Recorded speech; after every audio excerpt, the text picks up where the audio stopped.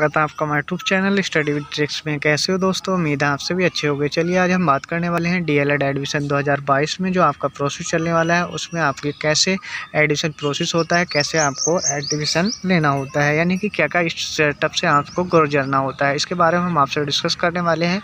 State rank आपकी कैसे बनाई जाती है और स्टेट रैंक आपकी कब तक अलाउड कर दी जाएगी, और मेरिट लिस्ट आपकी कैसे बनती है, यानी कि मेरिट लिस्ट में कैसे आपका नाम अलाउड किया जाता है, कॉलेज आपको कैसे डाइट कॉलेज में एडमिशन मिलता है।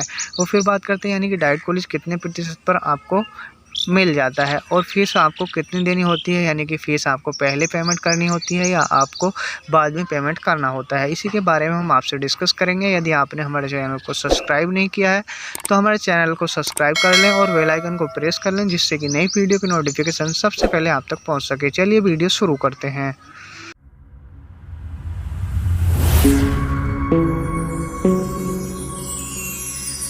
करेंगे यानी कि स्टेट रैंक कैसे बनाई जाती है। यानी कि आपकी स्टेट रैंक कैसे बनाई जाती है, यानी कि आपके सभी के 10th और 12th और आपको ग्रेजुएशन के सभी के मार्क्स यानी कि परसेंटेज में ऐड करने होते हैं। जैसे कि हम बात करते हैं यानी कि 10th में आपके 85% बनाई गई है, और फिर बात करते हैं हम यानी कि 12th में आपकी 85 है, तो आपके टोटल मिलाकर कितने हो जाते हैं, यानी कि 170। तो 170 हो जाते हैं, यानी कि 170 हो जाते हैं। फिर बात करते हैं हमारे ग्रेजुएशन में। ग्रेजुएशन में आपकी कितने परसेंट है, यानी कि आपकी 60% है, तो आपका टोटल कितना हो जाती है, यानी कि 230।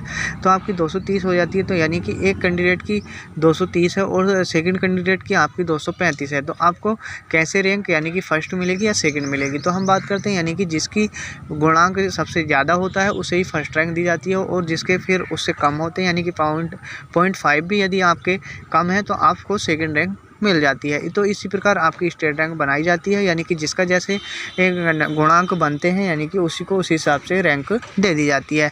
तो फिर बात करते हैं यानी कि जैसे ही आपके 10th और 12th और ग्रेजुएशन के मार्क्स इसमें ऐड कर लिए जाते हैं, और फिर हम बात करते हैं यानी कि कितने परसेंटेज पर आपको डाइट कॉलेज मिल जाए, यानी कि आपकी मेरिट लिस्ट कब तक जारी कर दी जाएगी। तो जैसे ही आपकी स्टेट रैंक अलाउड कर दी जाती है, यानी कि आपकी स्टेट रैंक शो कर दी जाती है, यानी कि आपकी क्या स्टेट रैंक आ रही है, तो उसी हिसाब से आपकी जो है काउंसलिंग कराई जाती है।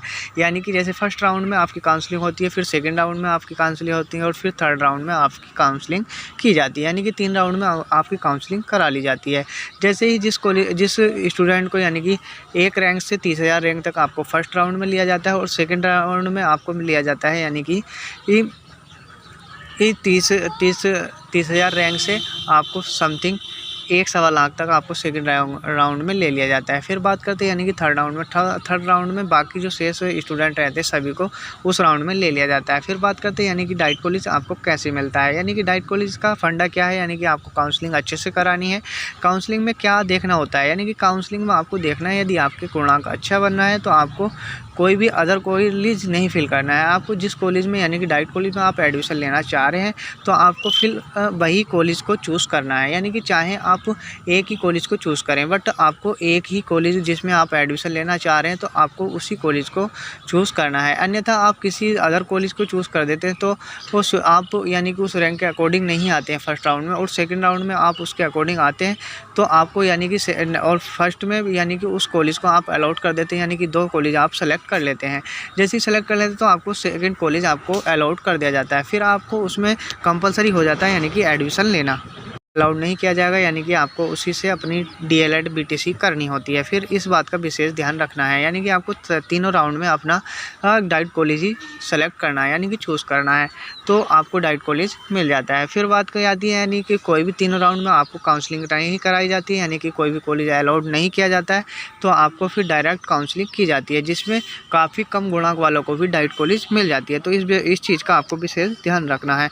फिर बात करते हैं यानी कि फ़ीस और डीएलएड कोर्स कितने टाइम का होता है और कितनी फ़ीस हमें जमा करनी होती है। यानी कि अब हम बात करते हैं यानी कि कोई भी कॉलेज आपको अलाउड कर दिया जाता है तो आपको 10,000 पेमेंट करना होता है, चाहे आप प्राइवेट कॉलेज से करें या डाइट कॉलेज से अपनी डीएलएड या बीटीसी करना चाहते हैं। तो आपको क्या करना होता है, यानी कि उस कॉलेज में आपको अपनी सीट बुक करनी होती है, यानी कि बुक करने के लिए आपको 10,000 पेमेंट करना होता है। फिर उसके बाद आपको 200 रुपये का ड्राफ्ट या आप नेट बैंकिंग द्वारा अपने कॉलेज को और ट्रांसफ़र कर सकते हैं। यानी कि 10,200 आपकी डाइट कॉलेज में फ़ीस लगती है। और फिर बात करते हैं प्राइवेट कॉलेज में। आपकी प्राइवेट कॉलेज में बात करें तो आपको 41,000 आपके कुछ रुपए लगते हैं।